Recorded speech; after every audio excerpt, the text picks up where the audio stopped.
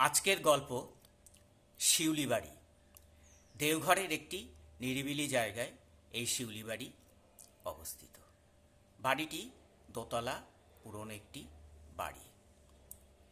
এই শিউলি বাড়ি নামের পেছনে একটা কারণ আছে।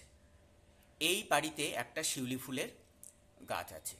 গাছটি অনেক পুরনো এবং অন্য শিউলি ফুলের গাছের তুলনায় একটু বড়ই। এই গাছটি পুঁতেছিল তখনকার যিনি বাড়ির কর্তা ছিলেন, সেই দীনেন গুপ্ত। দীনেনবাবু গাছটির খুব যত্ন করতেন। তিনি তার স্ত্রী কাজল দেবীকে বলেছিলেন, যতদিন এই গাছটি থাকবে ভাববে আমি বেঁচে আছি। তারপর দীনেনবাবু মারা যান। এখন সেই পরিবারের কর্ত্রী কাজল দেবী। কাজল দেবীর পরিবারটা খুবই বড়। বাপের বাড়ি, শ্বশুর বাড়ির অনেক লোকই তার আশ্রিত। তিনি খুব রাশভারী স্বভাবের এবং সবাই তাকে খুব ভয় এবং সম্মানও করে। তার ভাই বউ, ছেলে মেয়ে নিয়ে তার বাড়িতেই থাকে।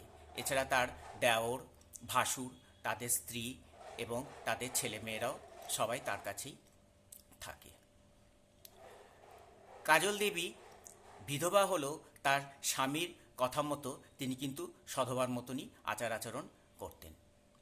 তিনি লাল পাড় শাড়ি পরতেন, হাতে শাখা পলা, তার সিঁথিতে সিঁদুর, কপালে সিঁদুরের টিপ। তিনি বলতেন যে না, এই শিউলি গাছটার মধ্যেই আমার স্বামী বেঁচে আছে। যতদিন এই শিউলি গাছটা থাকবে ততদিন আমি সধবার মতনই আচরণ করব। সবাই ভাবত যে বোধহয় তার মাথায় কিছু গণ্ডগোল হয়েছে, কিন্তু তার ভয়ে কেউ কিছু বলতে পারত না। তিনি খাওয়া দাওয়া করতেন সধবাদেরই মতো, কিন্তু তার ভয়ে কেউ কিছু বলতে পারত না। কাজল দেবী শিউলি গাছটার খুব যত্ন করত। তিনি নিয়মিত কীটনাশক স্প্রে করত এবং মালি দিয়ে গাছটির পরিচর্যা করত। কিন্তু গাছটার তো আস্তে আস্তে বয়স বাড়ছে, সেটা কাজল দেবী বুঝতে পারতেন। তিনি দেখতেন যে গাছটা ভেতরে ভেতরে যেন ডালপালাগুলো কেমন ঝাঁঝরা হয়ে যাচ্ছে। কাজল দেবী খুব চিন্তা করতেন। এর মধ্যেই একটা ঘটনা ঘটল। কিছুদিন আগে থেকেই আবহাওয়ার দপ্তর থেকে বলেছিল যে একটি সাইক্লোন আসবে। যেদিন এই সাইক্লোনটি আসলো সেদিন কাজল দেবী মনে মনে খুব উৎকণ্ঠায় ছিলেন। বিকেল থেকে প্রচণ্ড ঝড় বৃষ্টি শুরু হলো।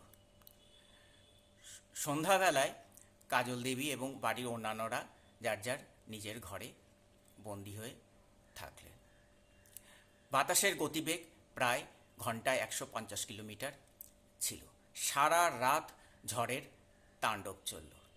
ভোরবেলায় ঝড় একটু কমলে কাজল দেবী বাইরে বেরিয়ে এলেন। এসে তিনি চমকে উঠলেন। তার সেই প্রিয় শিউলি গাছটা গোড়া উপড়ে মাটিতে পড়ে রয়েছে, ডালপালাগুলো সব ছিন্ন ভিন্ন হয়ে পড়ে রয়েছে। তিনি চিৎকার করে বাড়ির সবাইকে ডাকলেন। সবাই ছুটে এলো। তিনি গাছটাকে জড়িয়ে ধরে হাউ হাউ করে কাঁদতে লাগলেন। তারপর তিনি তার ভাসুর এবং দেওর এবং ভাইকে বললেন যে গাছটার সদ্গতি করতে হবে। এই বলে তিনি ঘরের ভেতর চলে গেলেন। প্রায় আধ ঘন্টা পর ঘরের দরজা খুলল। সবাই কাজল দেবীকে দেখে অবাক। কোথায় তার সধবার বেশ, তার পরনে সাদা থান, হাতে শাখা পলা খোলা, সিঁথির সিঁদুর মোছা, কপালেও সেই সিঁদুরের টিপ আর নেই। তার হাতে লাল পাড় কাপড়গুলো রয়েছে এবং তার মধ্যে সেই ভাঙা শাখা পলা এবং সিঁদুরের কৌটো। তিনি বাড়ির পুরুষদের বললেন যে তোমরা এই শিউলি ফুলের গাছটা এবং এই সধবার চিহ্নগুলো নিয়ে জলে ফেলে দিয়ে এসো। সবাই তার কথা মতো একটি গাড়ি ডেকে সেগুলো নিয়ে পুকুরে বিসর্জন দিতে গেল। কাজল দেবী আর কিছু না বলে তিনি ঘরে গিয়ে দরজা বন্ধ করলেন।